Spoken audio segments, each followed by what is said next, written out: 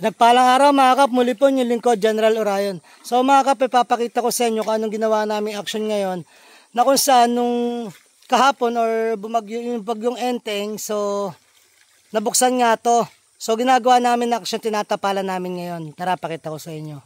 So kung napanood nyo yung video kahapon mga kap, makikita nyo nakatubig dito sa daan. At nakita natin kung ano yung naging weakest link nitong ginawa natin paglipat ng tubig.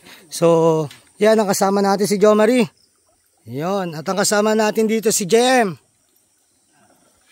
Ayun naman yung dalawa, si Elmer. At si Arnel.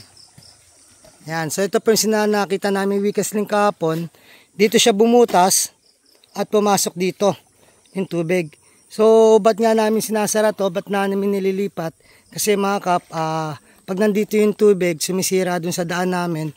Pero kahit papaano, nung nabuksan to, hindi na siya masyadong umuka dun sa dulo. Kasi nga nagawa na rin namin ang daan, yung tubig yon.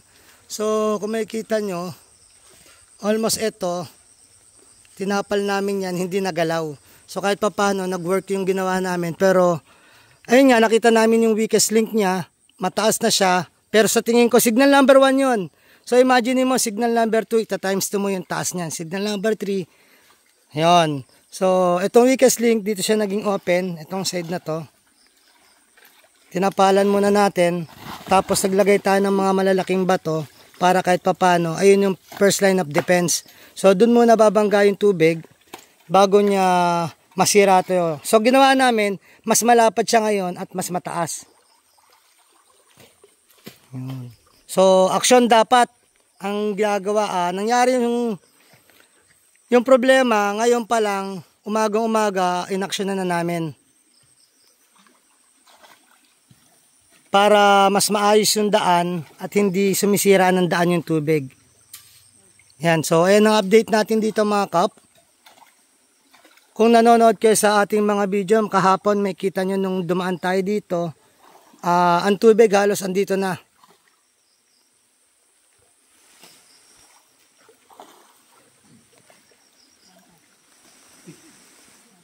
Sabi ko nga sa mga kasama ko kap dalawa lang yan. Yung sila magsasawa o tayo magsasawa ng kakagawa.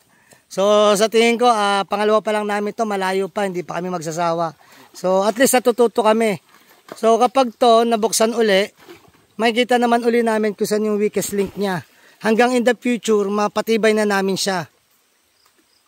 Sabi ko nga uli, ang karunungan ay nakukuha sa experience. So na-experience namin to, na-troubleshoot namin. So ito na nga mga kapat, umuulan na. Pero ganun pa man, sabi ko nga sa inyo, hindi kami nagpapapigil sa ulan, sa bagyo. Patuloy pa rin kami mag-grind, patuloy pa rin kami magtatrabaho para makatulong sa mga dumadaan dito at para mapuntahan yung goal namin. So yun lang yan mga kap, dalawa lang yun, pipiliin mo matulog o pipiliin mo magtrabaho. Pipiliin mo sa comfort zone mo o pipiliin mo sa hindi mo comfort zone na dun sa, kung saan doon ka mag-grow. So ayan mga kap, napakita ko na sa inyo at tatapusin namin ulit ito. Nakapaanga ako. Yun. So huminto lang ako para ma-update kayo sa nangyayari sa amin dito. Maraming salamat sa panonood sa amin. Pagsama sa akin dito. Muli po ang inyong lingkod, General Orion. At taos puso po nagpapasalamat sa inyo na walang sawang panonood sa aming mga video at live. Na sana po, gabayan kayo ng Panginoon, sampunan inyong mga pamilya, na sana po humingi tayo ng gabay sa Kanya, sa isip, sa salita at gawa, upang magampanan natin tungkulin natin dito sa mundong ibabaw, na naayon sa Kanya mga kagusto at mga kahilingan. Muli po, maraming salamat. God bless.